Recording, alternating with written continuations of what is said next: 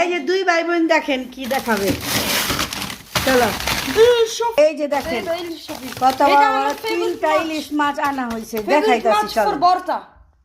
এখন কাটবে, এই যে দেখাইতেছি মাছগুলা মোটামুটি অনেক বড় বড়।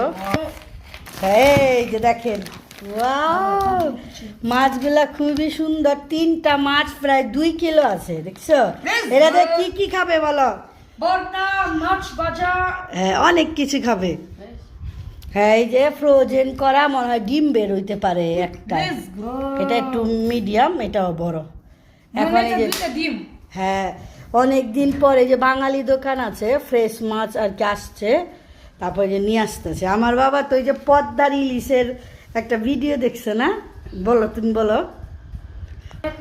আমি একটা বর্তা রেসিপি পাইছি কে। ওকে ওকে, তারপর খাবারের ভিডিও দেবো। বাই বাই দিয়ে দাও, বাই বাই।